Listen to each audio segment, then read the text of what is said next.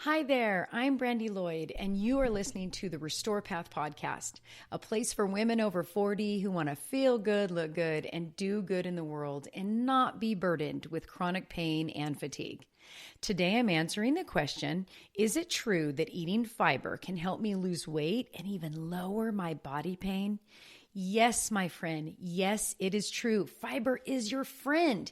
In a nutshell, fiber can not only help you lose weight and keep it off, but it can also reduce your risk of dying from things like cardiovascular disease, type 2 diabetes, and even many different types of cancers. Hi, did you know that the pathforhealth.com has a favorites tab?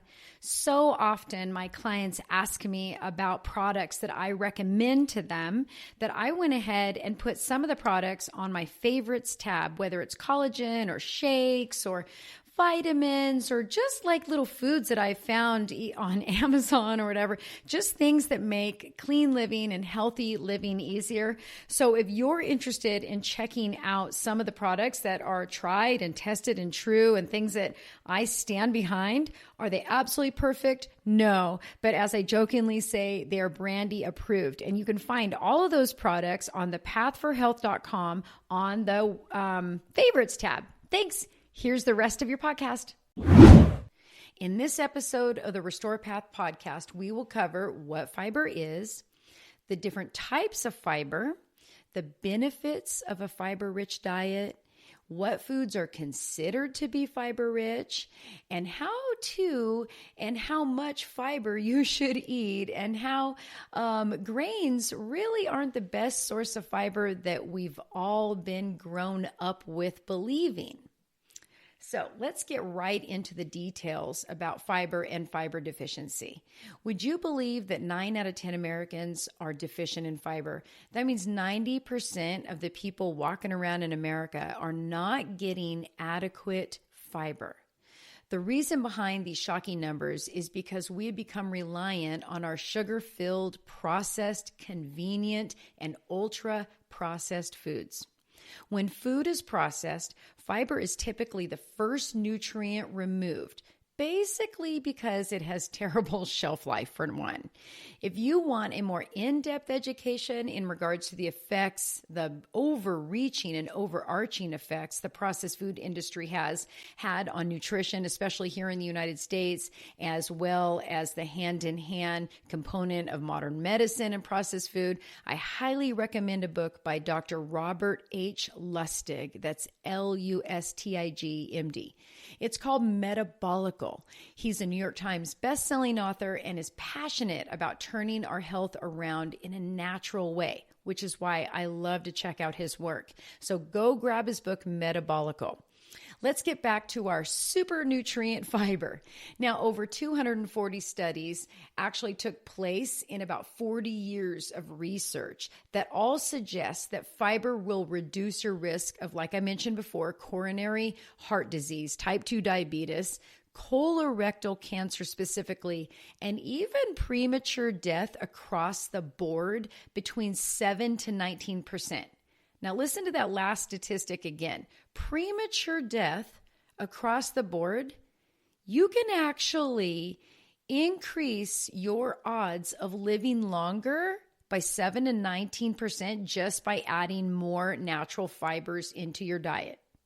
And like I mentioned earlier, fiber does indeed help with weight loss because it increases satiety, or that full feeling you get, which helps you manage kind of a lot of that snacking when you just feel hungry. And we're going to talk about why in a little bit.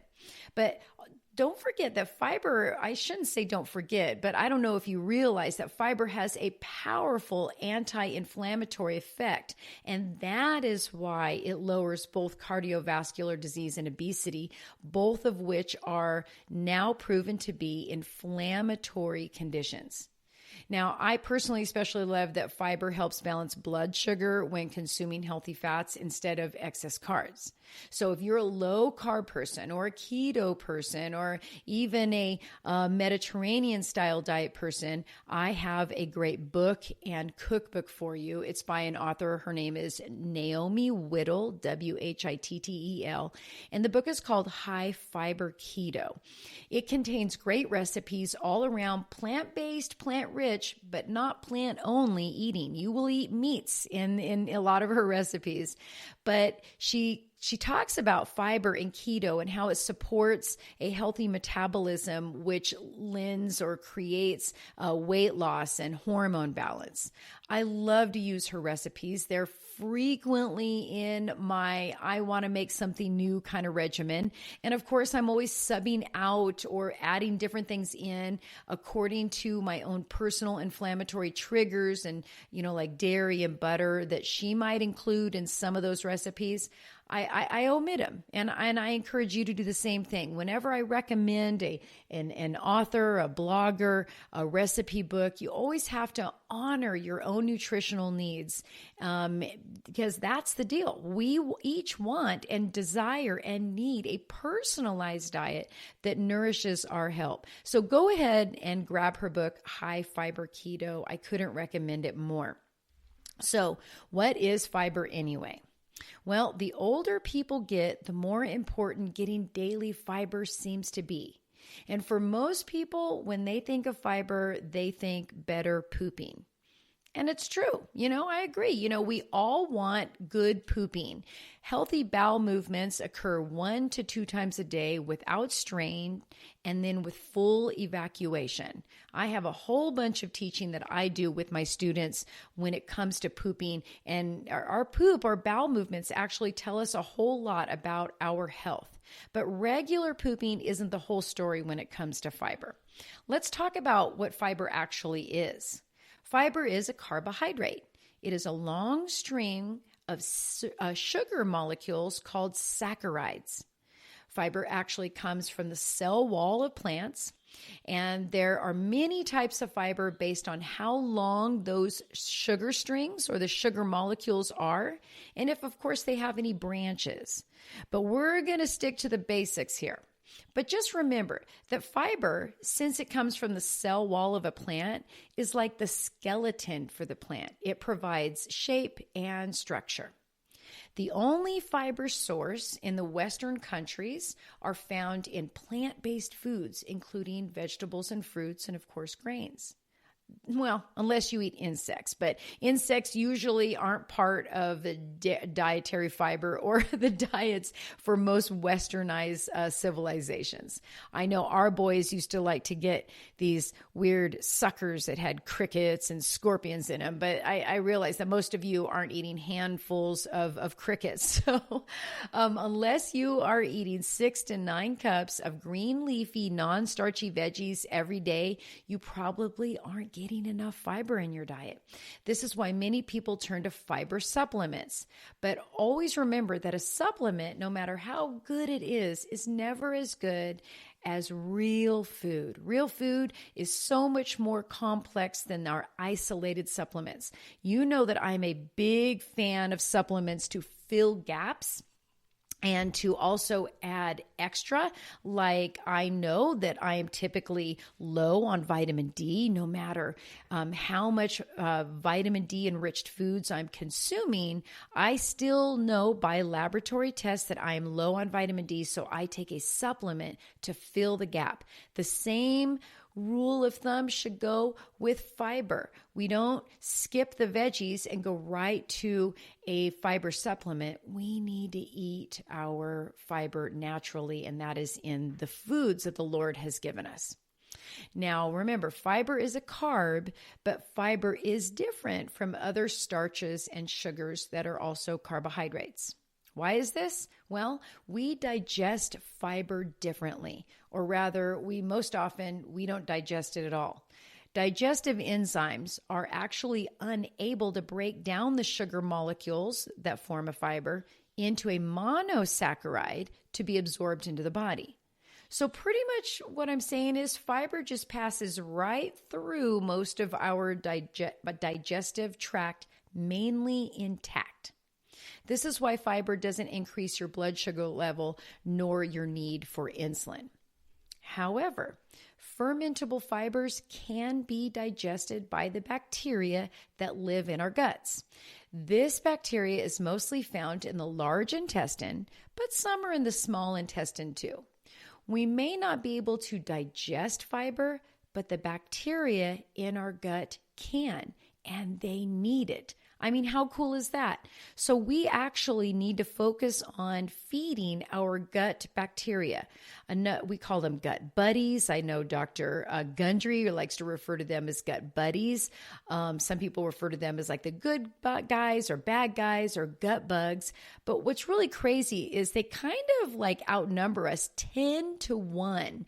And our gut microbiota, that little environment or neighborhood, affects every single aspect of our health and wellness. So it's a good idea to take care of these gut bugs or gut buddies, as Dr.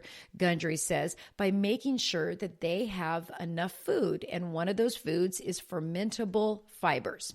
So now that you know what fiber is and how we meaning our gut bacteria, digest it, let's talk a little bit about what it actually does for the body.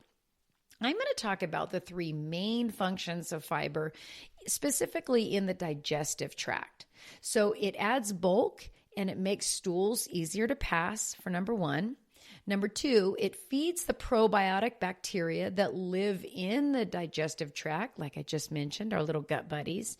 And number 3, some fiber can actually bind to substances like hormones and toxins and excess cholesterol for elimination, reabsorption, or recycling. So when you don't have enough fiber in your diet, you actually may be experiencing too much reabsorption of these hormones or just lacking the ability for hormones and chemicals to be excreted into our body. Very, very important.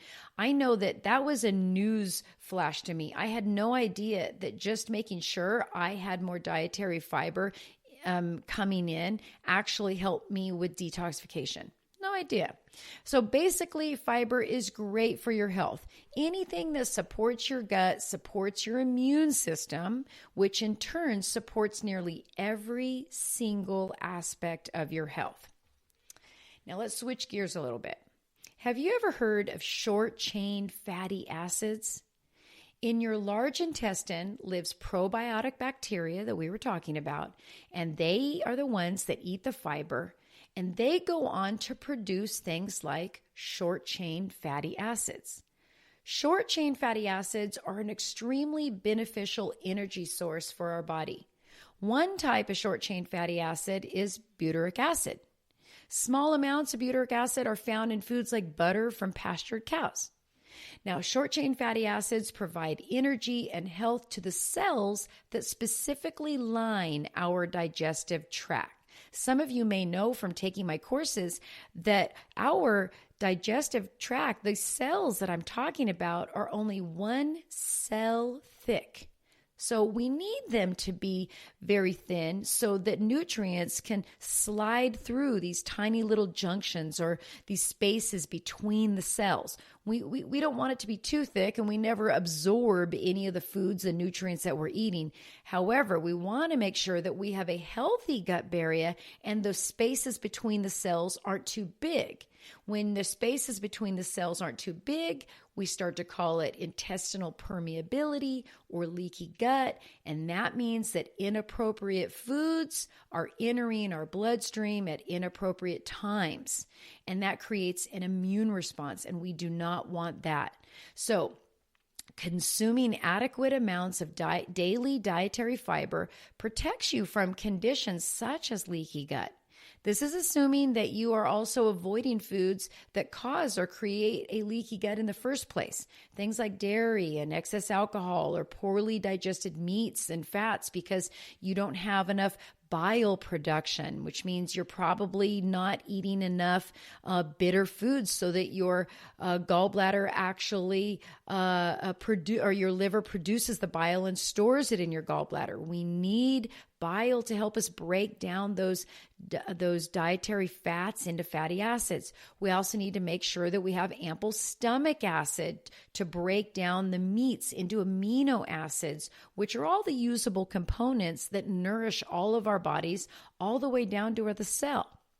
Now, the short-chain fatty acids, the ones that the gut bacteria make after they've eaten things like dietary fiber, these short-chain fatty acids are essential for regulating our metabolism. They even aid in the absorption of minerals such as calcium, magnesium, copper, zinc, and iron. So let's go over a few more benefits of fiber. Fiber also affects and improves peristalsis. That's the squeezing motion that pushes through food through your digestive tract. Fiber stimulates the release of ghrelin. This is a hormone, our appetite suppressing hormone that tells us to stop eating so we don't get overfull.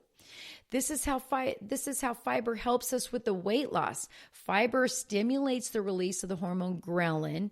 It helps tell our brain you need to stop eating, and that leads to weight loss, weight management, and of course, avoiding obesity. So, once you know you're full, you're like, I am satisfied, I can stop eating. Fiber slows the absorption of sugar into the bloodstream. A good example of this is a whole apple, which includes the fiber, versus drinking an apple juice, right? This is one of the reasons why I'm not a big fan of just juicing, unless it's basically with maybe a green juice that has very, very little sugar added. Juicing removes the fibers that are part of the whole plant and just leaves the sugar. And yeah, there's some nutrients like vitamin C or whatever in there, but it's those plant fibers that we need with the whole package. The Lord made food whole for a reason. So I'm more of a fan of smoothies than juicing. Fiber itself does not provide an energy source like a carbohydrate, like a regular sugar molecule. That's because we can't digest it and just use it for energy. Other carbohydrates and fats and proteins can be directly used and are considered essential micronutrients, and they're vital to our health. Now, as I mentioned earlier, supporting your gut health and aiding in elimination via healthy bowel movements and supporting your gut bacteria are definitely essential for wellness and longevity, which makes fiber super duper important. As I mentioned earlier, fiber also reduces the risk of cancers, and some example of that would be like liver cancer, pancreatic cancer, colorectals, and many, many others. I already talked about cardiovascular disease and inflammation. Anytime you are reducing inflammation in the body, you're reducing your risk of inflammatory conditions such as neuropathy or even Alzheimer's, Parkinson's, other metabolic disorders, autoimmune diseases, arthritis, right? And as a matter of fact, you can actually see on inflammatory tests such as your C-reactive protein or CRP test, when fiber is increased in the diet, you will see on the C-reactive protein tests, you'll see it in the numbers. The inflammatory numbers actually go down. High fiber diets also reduce the risk of mortality in both kidney diseases and diabetes. High fiber diet can also reduce your risk of infection. I suspect that is because it helps with detoxification. So as your immune system is handling the work of your white blood cells, for example, it can help escort it out the body. That's just my guess on that, how it helps reduce the risk of infection. Now, not all fiber is equal. An increasing number of studies that support the health benefits of a high fiber diet really come from a diet high in vegetable fibers, and to a lesser extent, the fibers found in fruits and nuts and beans, of course. So these health benefits are not experienced in a hot diet high in cereal grains and people eating even high amounts of legumes and beans because they're so starchy. Eating the cereal grains and eating the beans and legumes, even though they have more fiber, they contain more sugar, which I always say eating grains to get more fiber is like eating carrot cake to get more carrots. There is far more sugar in whole grains than in vegetables and even fruits, and including beans and legumes. Okay, so now that you know what fiber is and the benefit from consuming a fiber-rich diet from whole vegetables and fruits, did you know that there are two different types of fiber, soluble and insoluble fibers? Now, soluble fiber forms a gel-like material in the gut and tends to slow the movement of contents through the digestive system. This type of fiber is typically fermented in the colon and feeds those good gut bacteria or gut buddies we talked about, so they can produce gases and also byproducts like short-chain fatty acids as well as specific vitamins. Now, gases like this are totally acceptable in the large intestine. Some people call it your lower bowel. It's when these gases start fermenting in the small intestine that we start experiencing bloating and the proverbial food baby. We need to make sure that the fiber gets all the way down to the large intestine. Now, personally, I suffered with the food babies and horrible, painful, distended bloating off and on for many years. I could never really tie the painful bloating to any specific foods. It was really frustrating, really hit and miss. This was long after I went through elimination diets and really discovered which foods maybe increased fatigue or pain.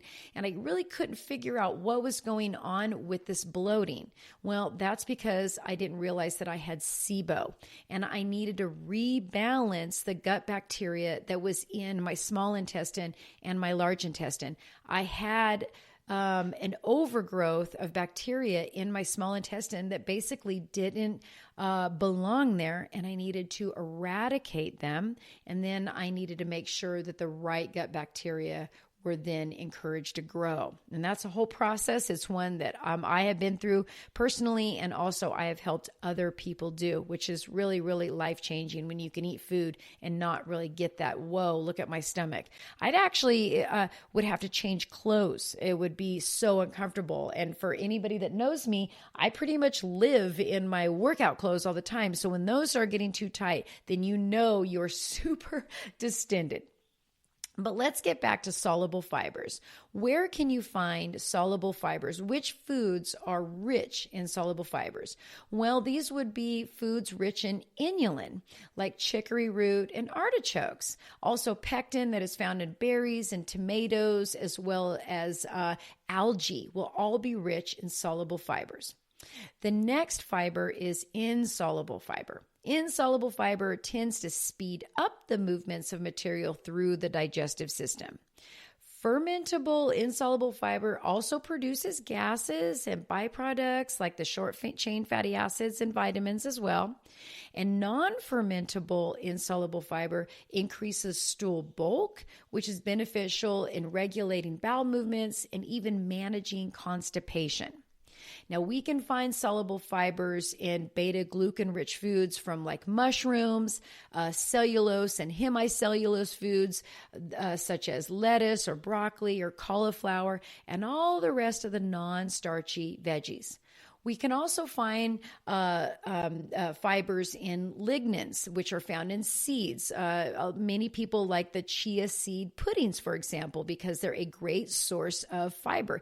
They're that gel-like fiber, and that's why those puddings kind of hold up like that. Now, if you're getting your fiber from a variety of whole vegetables and fruits, you don't need to worry about, oh my gosh, am I getting enough insoluble or soluble fiber? You don't need to worry about it. Just make sure that you're eating the rainbow and you are sticking closely to the non-starchy foods, and you will naturally consume both soluble and insoluble fiber for your body. Just an easy no-brainer. So how much fiber should you even consume? Well, the recommended daily allowance is only 25 grams of fiber for women and 30 to 38 grams of fiber for men. To be honest with you, the average American is lucky to get 8 grams per day. For women, that's only a third of the fiber that we actually need. So the recommended daily allowance is always the figure that is going to keep you from dying. But if you want optimal fiber and you want to reap all the benefits that I've covered earlier in this podcast, the number you want to shoot for is 40 to 50 grams per day. That is optimal. But let me tell you, it actually requires very little effort if you are eating a vegetable-packed meal at each sitting. That means 3/4 of your plate. If your plate looked like a clock face, everything between that 12 and all the way around to the 9 should be filled with non-starchy veggies. If you're doing that and it is a variety of different vegetables, you're good. You're getting your fiber. Now, here's a question. Does science actually back up all of this information? Yes. I know earlier I mentioned some studies that took place over about a 40-year period of time, about 240 studies, but there are so many studies that cover the effects of fiber, the healing for the gut, and boosting the immune system, all pointing to dietary fiber. Inulin, which I mentioned earlier, is a highly fermentable, fructose-rich, soluble fiber found in sweet potatoes, coconuts, asparagus, leeks, onions, bananas, and has specifically been shown to reduce IPS, that's leaky gut, and help regulate the immune system. How does it help regulate the immune system? Well, 70% of your immune system is located in your gut. So if inulin, specifically eating foods that are the sweet potatoes, the coconuts, the asparagus, the leeks, the onion family, and bananas in small amounts, if they are reducing leaky gut, that means they are bolstering your immune system. They're making it work better. Your immune system isn't having to turn on all the time and attack those pathogens or those foreign particles that don't belong in your bloodstream. Really, really awesome. Now, non-starchy vegetables tend to have a much higher fiber content per calorie than starchy. But we've been conditioned and taught to believe that in order to have a fiber-rich diet, we must grab the oatmeal and the whole grain toast and all that stuff. But the truth is, grains do not have any more or any better quality fiber than fruits and vegetables. And they are not nearly the equivalent in the amount of vitamin minerals in a little grain than you find in fruits and vegetables. So the bottom line is grain is full of sugar and starch with a little bit of fiber. So what are my favorite forms of high fiber? I would say artichoke hearts, avocados, berries, chia, flax, and hemp seeds. They're pretty much all non-starchy veggies, and they're great forms of fiber. So let's wrap this up. In a nutshell, fiber balances your blood sugar when it's combined with healthy fats. Fiber helps with satiety, that feeling of fullness. Fiber decreases cravings. That's because of the blood sugar balancing, of course. Fiber-rich foods are incredibly nutrient dense. Fiber helps with digestive issues and repair. Fiber supports and creates a healthy immune system. And fiber lowers inflammation, which is at the roots of almost all known chronic illnesses and diseases. So, hey, go enjoy some fiber. I hope that you found this interesting. I absolutely love sharing these little bits of pieces of wellness information. I hope they're easy to understand and easy to follow, and of course, easy to apply.